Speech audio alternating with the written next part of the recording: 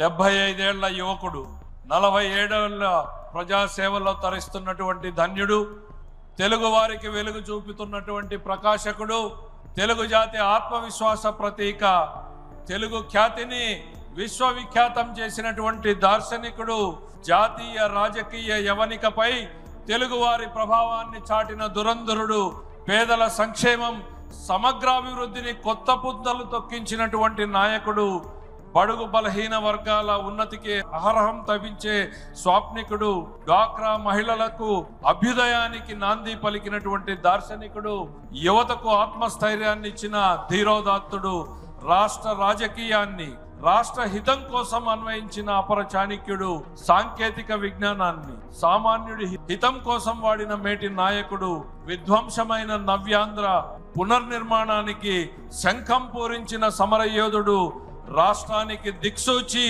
తెలుగు ప్రజల భవిష్యత్తుకు మార్గదర్శి, మనందరి పెద్ద ఆయన గౌరవ ముఖ్యమంత్రి గారు ఈ సభా వేదిక ద్వారా మహానాడుకు మార్గదర్శనం చేయాల్సిందిగా సవినయంగా ఆహ్వానిస్తున్నాం.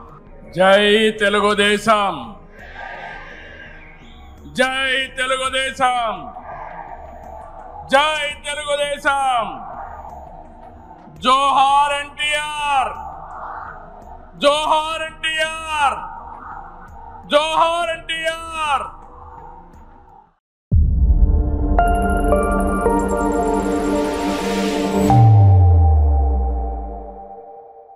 వేదిక పైన, వేదిక ముందర ఆసీనులైనటువంటి నాకు ప్రాణ సమానమైనటువంటి తెలుగుదేశం పార్టీ కుటుంబ సభ్యులందరికీ స్వాగతం, సుస్వాగతం.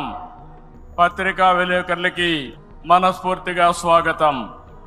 దేశంలో అనేక రాజకీయ పార్టీలు ఉన్నాయి, కానీ మహానాడుల వేలాది మంది ప్రతినిధులతో మంచి చెడులు, విధానాలు, ఆలోచనలు చర్చించుకునే ఏకైక పార్టీ తెలుగుదేశం. ప్రతిపక్షంలో ఉన్న, అధికారంలో ఉన్న మహానాడు అంటే అదే జోరు, అదే హోరు. మీ ఉత్సాహం చూస్తే నా మనసు ఉప్పొంగుతా ఉందని చెప్పి తెలియజేస్తున్నా. రాయలసీమలో మహానాడు అంటే తిరుపతిగా ఉండేది. ఇప్పుడు తొలిసారి దేవుని కడపలో, అది కూడా కూటమి ప్రభుత్వం ఏర్పాటైన తర్వాత తొలి మహానాడు కడపలో ఏర్పాటు చేసుకుంటున్నాం. ఈ రోజు కడప గడ్డపై జరుగుతున్న ఈ మహానాడు చూస్తే ఎన్నికలై ఏడాది జరుగుతున్నా మీలో ఆ కసి, ఉత్సాహం, ఉద్వేగం ఏమాత్రం తగ్గలేదు. నేను చాలా మహానాడు చూశాను. దగ్గర మనం చూస్తే 34 మహానాడులు మనం జరుపుకున్నాం. 2 మహానాడులు డిజిటల్ గా జరిగాయి. అయితే ఈసారి కడపలో, దేవుని గడపలో జరిగే మహానాడు ఒక చరిత్ర సృష్టించబోతుంది. సువర్ణాక్షరాలతో ఆంధ్రదేశ రాష్ట్ర ఆర్థిక పరిస్థితి ఒక దశ దిశ నిర్దేశిస్తుందని చెప్పి తెలియజేసుకున్నా. ఈరోజు చల్లని వాతావరణం. అన్ని మహానాడులంటే చాలా వేడివేడిగా ఉండేది, ఎండలు ఎక్కువ ఉండేటివి. ఒక ప్రశాంతమైన వాతావరణంలో, ఆహ్లాదకరమైన వాతావరణంలో ఈ రోజు కడపలో మహానాడు జరుగుతా ఉంది. ఉమ్మడి కడప జిల్లాలో 10 స్థానాలకు గాను 7 స్థానాలు గెలిచాం. మన సత్తా చాటాం. ఈసారి ఇంకొంచెం కష్టపడితే 10కి 10 మనమే స్వీప్ చేస్తాం. రాయలసీమ ప్రజలు అద్భుత చైతన్యంతో ఈసారి ఇచ్చిన తీర్పును గౌరవిస్తూ వారికి ధన్యవాదాలు తెలపడానికి కడపలో మహానాడు పెట్టాలని నిర్ణయించాం.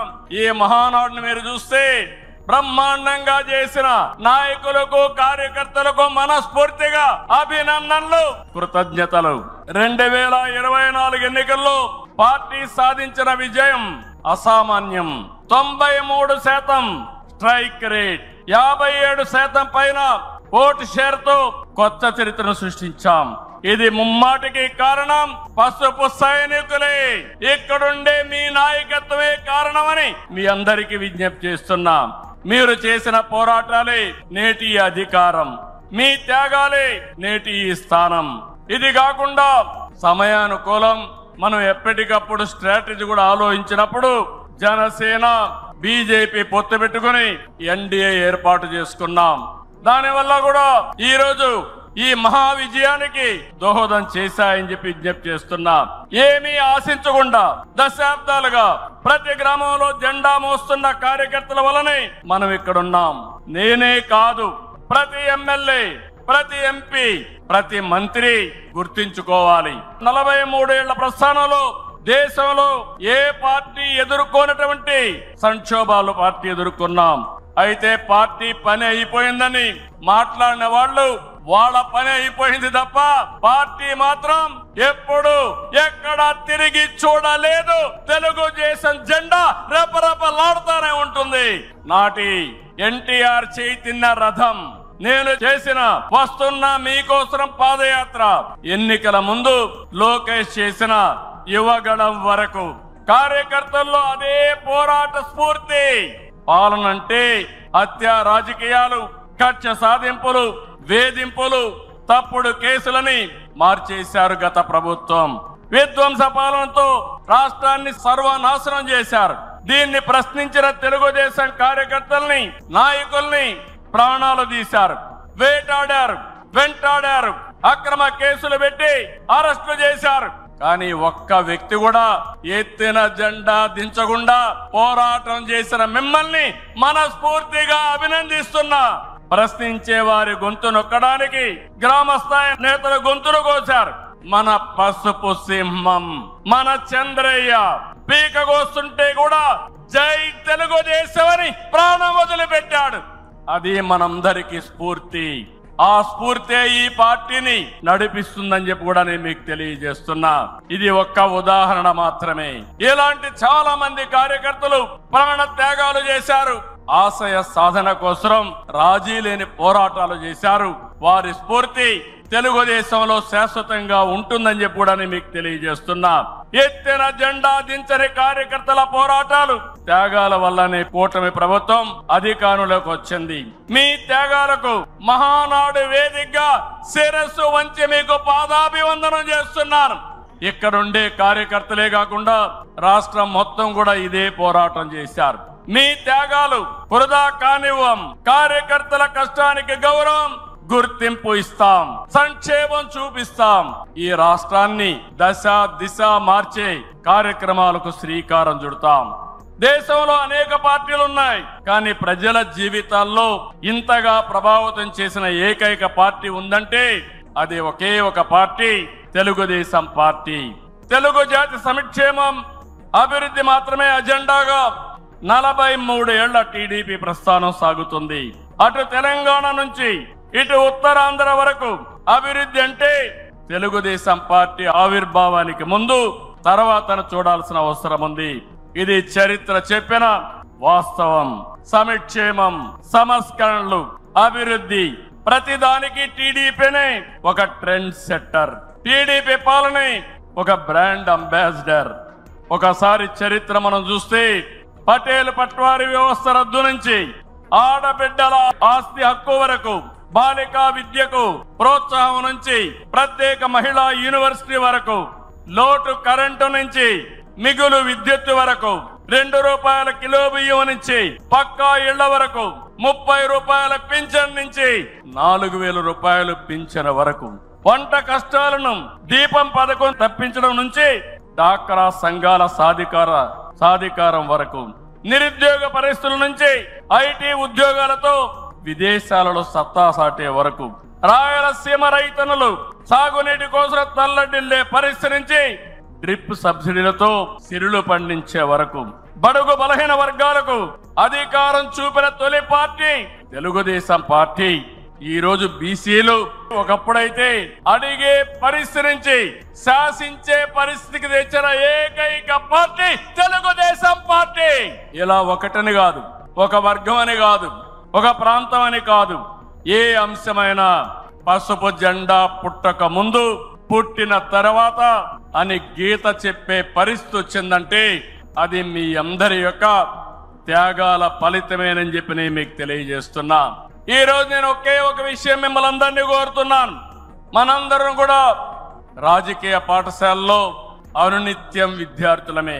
నేను కూడా అనేక సార్లు చెప్పాను, నేను నిత్య విద్యార్థిగా ఉంటా, ప్రతిరోజు నేర్చుకుంటా, నేర్చుకున్నది ప్రజలకు ఉపయోగపడితే దాన్ని ఆచరించే బాధ్యత నేను తీసుకుంటానని అనునిత్యం చెప్తున్నా. ఈ రోజు ఇక్కడ మిమ్మల్ని చూశాను, చాలా ఆనందంగా ఉంది. ఉదయం నుంచి మీ ఉత్సాహం చూస్తే వర్షాలు పడుతున్నాయి. చాలా మంది అనుకున్నారు ఎట్లొస్తారంటే మీ దృఢ సంకల్పం వర్షం పడినా వరదలు వచ్చినా ఏం జరిగినా మహానాడు జయప్రదం చేయాలని మీరందరూ వచ్చారు. ఈ సందర్భంగా ఒకటే నేను ఆశిస్తున్నా, నేను ఒక సైనికుడిని, నిరంతరం పోరాటం చేస్తా. నా శక్తి, నా ఆయుధాలు మీరే. మీరు నేను కలిస్తే ఇంకా అద్దు ఉండదు, ఆకాశమే అద్దుగా ఏ పనైనా చేయగలుగుతాం. సిద్ధమా అని మిమ్మల్ని అడుగుతున్నా. సిద్ధం అంటే చేలు పైకెత్తండి. ఎన్నో యుద్ధాలు చేసిన మనం, ఎన్నో కార్యక్రమాలు, వినూత్నమైన కార్యక్రమాలకు జయప్రదం చేసిన మనం ఈ రోజు మళ్ళా ఒకసారి మీరు ఆలోచిస్తే తెలుగుదేశం పార్టీకి ఒక బ్రాండ్ ఉంది. నీతి నిజాయితీ రాజకీయాలు చేస్తాం, ఒక విజన్ తో పనిచేస్తాం. పాజిటివ్ పాలిటిక్స్ మన విధానం, రాష్ట్రం ఫస్ట్ అనేది మన సంకల్పం. అందులో కూడా ఈ కార్యకర్తలు ఎప్పుడు కూడా జెండాను మోసిన మీరు నిరంతరం మీకు ఆ గౌరవం ఇవ్వాల్సిన బాధ్యత పార్టీ పైన ఉందని చెప్పి కూడా మీకు తెలియజేస్తున్నా. ప్రతిపక్షంలో ఉండగా అవినీతి వ్యతిరేక పోరాటం చేశాం, అధికారంలో ఉంటే అవినీతి రహిత పాలన అందించాం, ప్రజల ఆస్తులు ప్రజల హక్కులకు రక్షణ కల్పించాం. ఇకపైన చేస్తాం.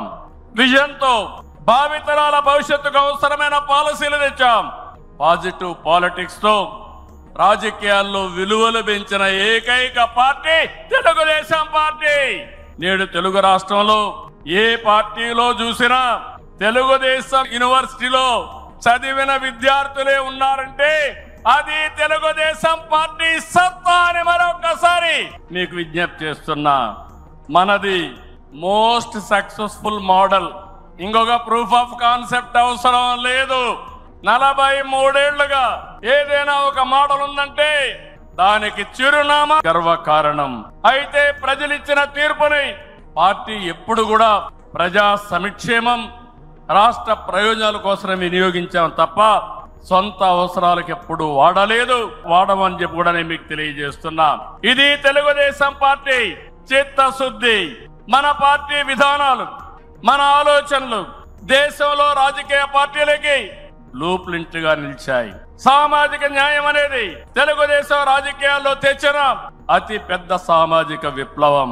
అట్టడుగు వర్గాలకు అధికారంలో రాజకీయ ముఖ చిత్రాన్ని మార్చింది మనమే. 40 ఏళ్లకు ముందు బీసీల్ని రాజకీయ అధికారంలో భాగస్వాములు చేశాం. ఇదే తెలుగుదేశం పార్టీ తిరుగులేని శక్తిగా మార్చింది. తర్వాత కాలంలో దేశంలో అన్ని రాజకీయ పార్టీలు బీసీలను గుర్తించే పరిస్థితికి వచ్చారు. సంస్థాగతంగా దేశంలోనే ఒక బలమైన పార్టీ మన పార్టీ. ఒక ప్రాంతీయ పార్టీగా పుట్టి కోటి సభ్యత్వాల్ని 45 రోజుల్లో పూర్తి చేసిన ఏకైక పార్టీ తెలుగుదేశం పార్టీ. ఈ ప్రయాణం ఇంకొక పక్కన చూస్తే జాతీయ స్థాయిలో కేంద్ర ప్రభుత్వాలు తీసుకున్న అనేక నిర్ణయాల్లో తెలుగుదేశం పార్టీ కీలక పాత్ర పోషించింది. What AP thinks today, India thinks tomorrow అనేది అనేక సార్లు ప్రూవ్ అయింది. విద్యుత్ సంస్కరణలు, ఓపెన్ స్కై పాలసీ, పీపీపీ విధానాల్లో మౌలిక సదుపాయాలు, ప్రజల వద్దకు పాలన, జవాబుదారీ వ్యవస్థ, ఇలాంటి అనేక విషయాల్లో మనం దేశానికి పరిచయం చేశాం. ఈ ప్రయాణం మరింత గొప్పగా సాగాలి. ప్రస్తుత టెక్నాలజీ యుగంలో ప్రజల అవసరాలకు అనుగుణంగా పార్టీ విధానాల్లో నూతనత్వాన్ని తీసుకొద్దాం. ఈ దిశగా కడప గడ్డపై జరుగుతున్న ఈ మహానాడు అనేక నిర్ణయాలు చర్చించి భావి తరాల భవిష్యత్తు కోసం కార్యక్రమాన్ని రూపకల్పన చేస్తామని చెప్పి కూడా నేను మీకు తెలియజేస్తున్నా. ఈ రోజు ఒక్కసారి మీరు ఆలోచిస్తే ఈ మహానాడు భవిష్యత్తుని ఒక దశ దిశ నిర్దేశించే విధంగా ఈ మహానాడు ఉండబోతుంది. నేను ఒకే ఒక విషయం ఇక్కడే కార్యకర్తలకు, నాయకులకు విజ్ఞప్తి చేస్తున్నాను. ఈ రోజు మనమందరం కూడా ఒక ఇన్స్పైరింగ్ టైంలో ఉన్నాం. టెక్నాలజీకి మెచ్యూరిటీ వచ్చింది. స్వాతంత్రం వచ్చిన తర్వాత 78 సంవత్సరాల్లో ఏమి అభివృద్ధి జరిగిందో రాబోయే 22 సంవత్సరాల్లో అంతకంటే రెట్టింపు అభివృద్ధి జరిగే అవకాశం ఉంది. దీనికి కారణం ఈ దేశంలో ఉండే ప్రజలే కారణం అని చెప్పి నేను మీకు తెలియజేస్తున్నా. ఆ దిశగా ఈ మహానాడు ఒక చరిత్రలో మిగిలిపోతుంది. 2025 కడప మహానాడు ఒక చరిత్ర తిరగ రాయడానికి దోహదం చేస్తుందని మరొక్కసారి విజ్ఞప్తి చేస్తున్నాను. అందుకే ఇప్పుడే నాయకత్వంతో మాట్లాడినాక నేను మాట్లాడిన తర్వాత లోకేష్ గారు పార్టీకి 6 శాసనాలతో ఒక బ్లూ ప్రింట్ రిలీజ్ చేస్తారు. అదే మాదిరిగా ఈ రోజు రేపు మనం లా అండ్ ఆర్డర్ గురించి మాట్లాడుతున్నాం. లా అండ్ ఆర్డర్ లో నేను ఒకటే చెప్తున్నాను, నేరస్తులు ఎక్కడున్నా వదిలిపెట్టే సమస్య లేదు. ఆంధ్రప్రదేశ్ అంటే నేరస్తులకు చోటు లేదు, అది నిరూపిస్తానని ఈ మహానాడు సాక్షిగా మీ అందరికి విజ్ఞప్తి చేస్తున్నా. ఇంకో పక్క నదుల అనుసంధానం పోలవరం పూర్తి చేసి జలహారతి ద్వారా ప్రతి ఎకరాకు నీళ్లిచ్చి తెలుగు ప్రజల రుణం తీర్చుకునే విధంగా తీర్మానాన్ని పాస్ చేయడమే కాకుండా ఆచరణ చేస్తాం. భవిష్యత్తులో వచ్చే గ్రీన్ ఎనర్జీ, అదే మరి గ్రీన్ హైడ్రోజన్, అదే మరిగా అనేక ఇండస్ట్రీస్ ని నాంది పలుకుతాం. అదే మరిగా ఎక్కడికక్కడ ఏవైతే లాజిస్టిక్స్ ఉన్నాయో రోడ్లు కానీ, రైల్వే కానీ, పోర్ట్లు, ఎయిర్పోర్ట్లు కానీ, అదే మరిగా పోర్ట్లు కానీ, ఇంకో పక్క ఇన్లాండ్ వాటర్ వేస్ కానీ ఇవన్నీ చేసి ప్రపంచంలోనే లాజిస్టిక్స్ కాస్ట్ తగ్గే విధంగా మన ఆలోచనలు ఉంటాయని చెప్పి నేను మీకు తెలియజేస్తున్నా. ఇంకో పక్కన మీరు చూస్తే ఆ రోజు నేను హైటెక్ సిటీతో హైదరాబాద్ లో ఐటీ ప్రారంభించాను. ఈ మహానాడు ద్వారా క్వాంటమ్ వ్యాలీ ద్వారా ఆర్టిఫిషియల్ ఇంటెలిజెన్స్ కూడా ప్రాధాన్యత ఇచ్చి తెలుగు జాతిని ముందుకు నడిపిస్తామని చెప్పి నేను మీకు తెలియజేస్తున్నా. ఇటీవలే స్వర్ణాంధ్ర విజన్ డాక్యుమెంట్ తయారు చేశాం. కేంద్రం ప్రధానమంత్రి గారి నాయకత్వంతో వికసిత్ భారత్ తయారు చేస్తే మన రాష్ట్రం విజన్ డాక్యుమెంట్ కింద స్వర్ణాంధ్ర 2047కి తీసుకొచ్చాం. మీరు ఒకసారి చూస్తే 2.4 ట్రిలియన్ యుఎస్ ఎకానమీ ధ్యేయంగా పెట్టుకుని ప్రతి ఒక్కరి ఆదాయం 55 లక్షల రూపాయలు ఉండేట్టుగా దాని కార్యక్రమం రూపకల్పన చేశాం. మన సంకల్పం ఒకటి, వెల్తీ, హెల్తీ, హ్యాపీ సొసైటీ మన విధానం. అందరికీ జీవన ప్రమాణాలు పెరగాలి, జీరో పావర్టీ మన సిద్ధాంతం. 2047కి జీరో పావర్టీ సాధించి దేశానికి ఒక దశ దిశ నిర్దేశిస్తామని చెప్పి నేను మీకు తెలియజేస్తున్నా. ఆ తర్వాత P4 ద్వారా ఆర్థిక అసమానతలు తగ్గించే విధానానికి శ్రీకారం చుడతాం. దానికి కూడా ఈ కడప మహానాడులో చర్చ చేసి ముందుకు తీసుకుపోతాం.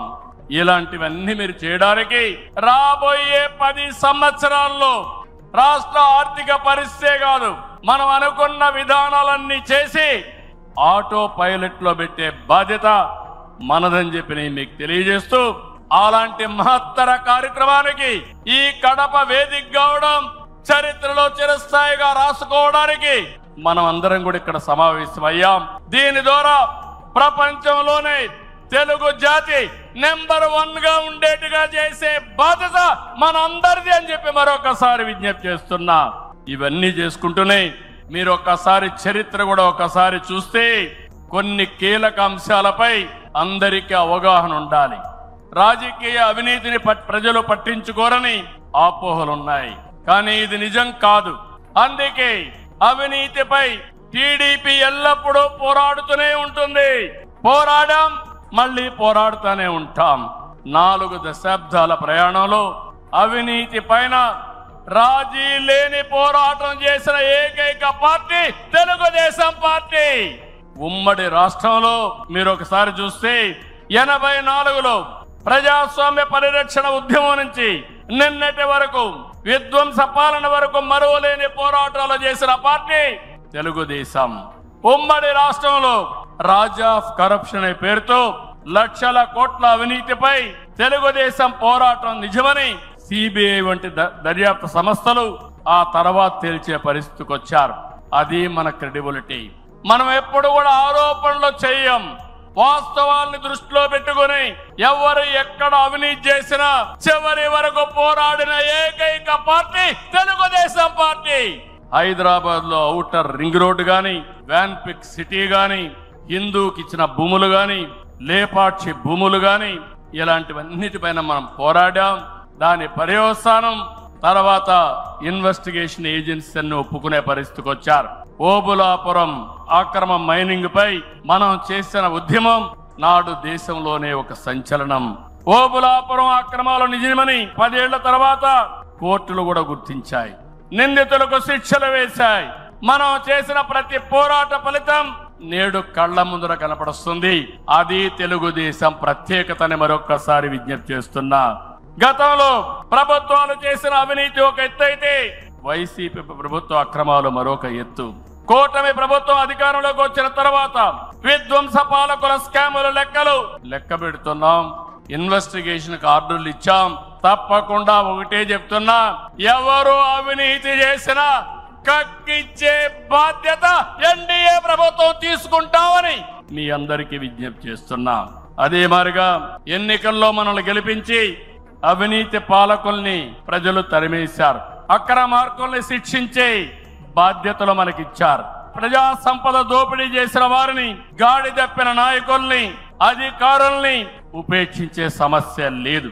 తప్పు చేసిన వారికి ఆలస్యం కావచ్చేమో గాని శిక్ష తప్పదని మరొకసారి ఈ సందర్భంగా విజ్ఞప్తి చేస్తున్నా.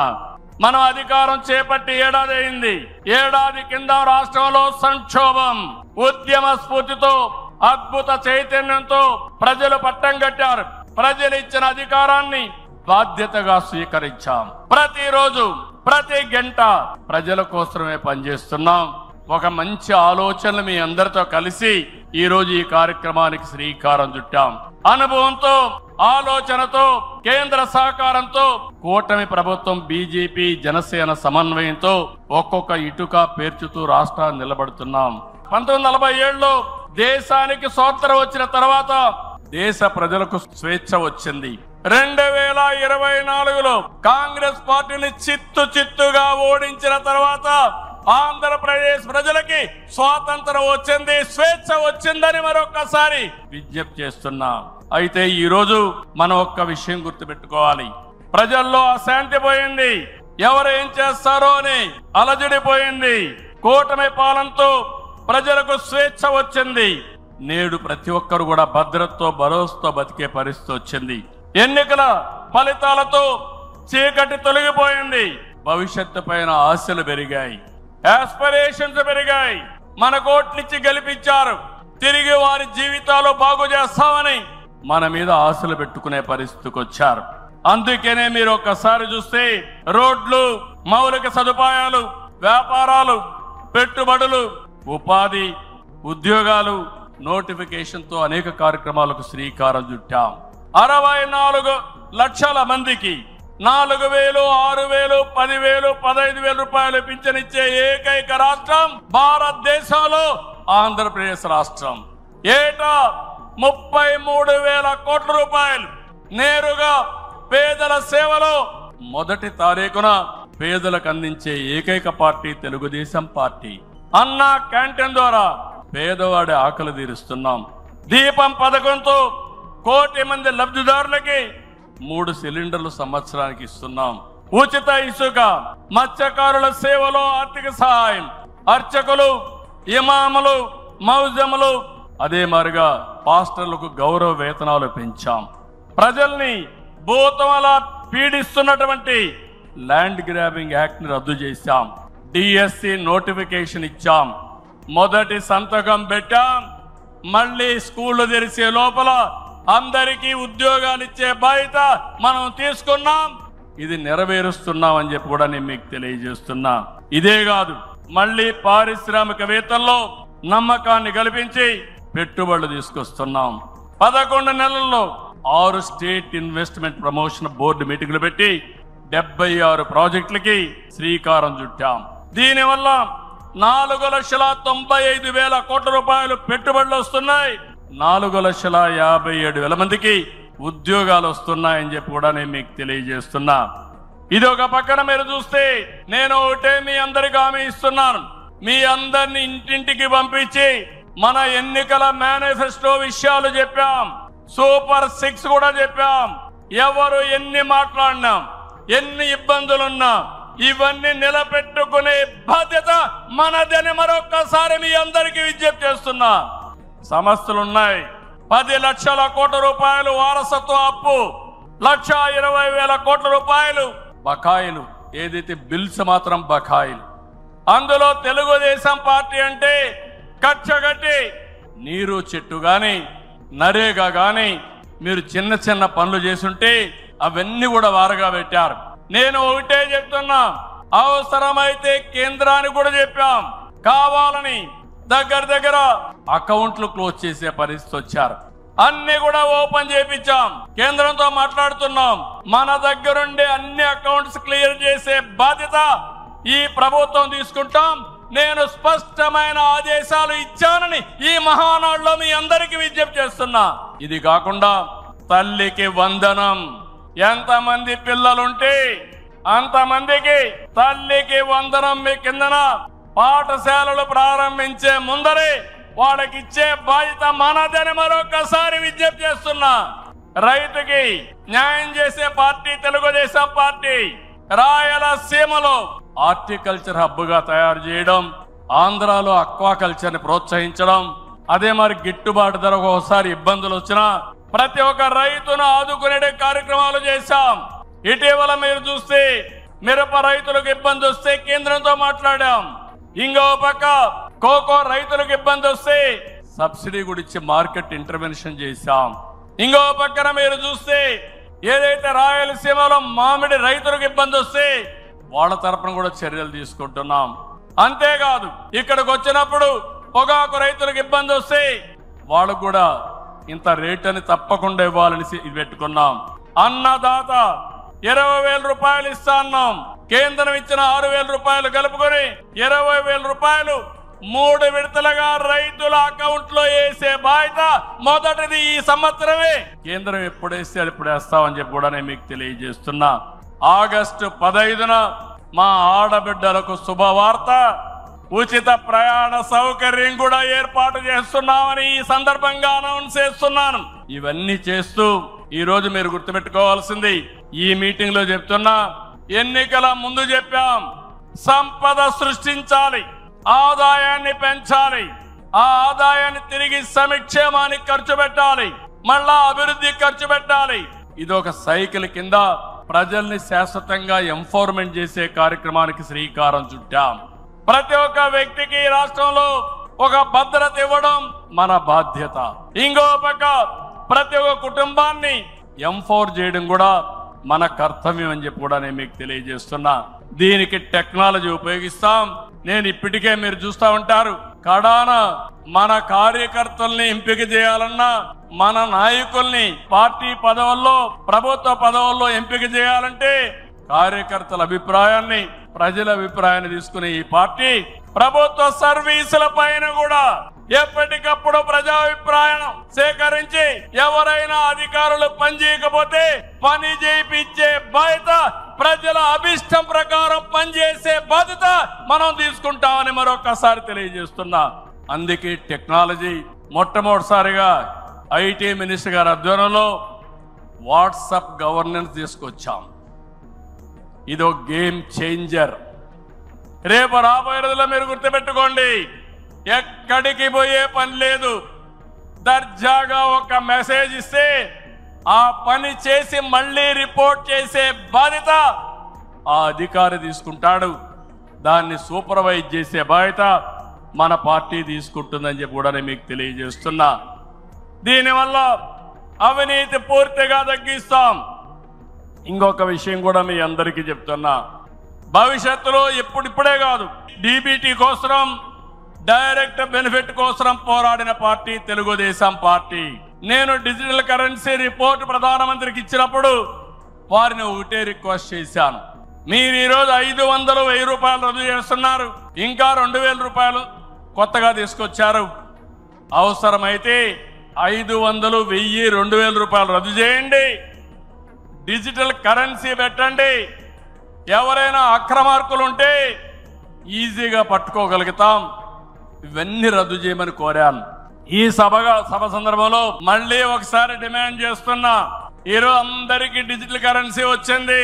పార్టీకి డొనేషన్ ఇవ్వాలన్నా ఒకప్పుడంతా లిస్ట్ అంతా ఇచ్చి చదివేవాళ్ళం. ఇప్పుడు నేరుగా మీ ఫోన్ ద్వారా పార్టీ అకౌంట్లోకి డబ్బులు చెల్లించే పరిస్థితికి వచ్చారంటే ఈ 500, 1000, 2000 రూపాయల అవసరం లేదు. రాజకీయాల్లో డబ్బులు పంచే అవసరం ఉండకూడదు. ప్రజా సేవే పరమావిధిగా చేసుకుని మనం పనిచేస్తే ప్రజలు మనకు ఓట్లేస్తారని చెప్పి కూడా నేను మీకు తెలియజేస్తున్నా. మీరు నాతో ఏకీభవిస్తున్నామంటే అన్ని పెద్ద పెద్ద నోట్లన్నీ రద్దు చేయాలని గట్టిగా చప్పట్లు కొట్టి హర్షాన్ని, ఆమోదాన్ని తెలియజేయండి. అప్పుడే ఈ దేశంలో పూర్తిగా అవినీతి పోతుంది. దీనికి కూడా మనం శ్రీకారం చుడతామని చెప్పి కూడా నేను మీకు తెలియజేస్తున్నా. మనందరి విధానం అన్ని ప్రాంతాల అభివృద్ధి, వెనుకబడిన ప్రాంతాలమైన ప్రత్యేకమైన శ్రద్ధ, ఉత్తరాంధ్ర పైన ప్రత్యేకమైన శ్రద్ధ పెడతాం. అమరావతి పూర్తి చేస్తాం. రాయలసీమ అభివృద్ధి మన బాధ్యత. సమగ్ర అభివృద్ధి మన విధానం. అయితే వెనుకబడిన ప్రాంతాల అభివృద్ధి పైన ఎక్కువ ప్రాధాన్యత పెడతాం. సాగునీరు ఇవ్వడం ద్వారా సీమలో స్థితిగతులు మార్చాలని మొదటి సంకల్పం చేసిన వ్యక్తి ఎన్టీఆర్. అభివృద్ధి దూరదృష్టితో కడప, కర్నూలు, అనంతపురం జిల్లాల్లో ఫ్యాక్షన్ అంతం చేశాం. తెలుగు గంగ, కేసీ కెనాల్, హంద్రి నీవా, నగరి గాలేరు, ముచ్చుమర్రి ఈ ప్రాజెక్టులు పూర్తిగా చేపట్టింది, పూర్తి చేసిన పార్టీ తెలుగుదేశం పార్టీ. రాయలసీమ ముఖ చిత్రాన్ని మార్చిన పార్టీ తెలుగుదేశం పార్టీ.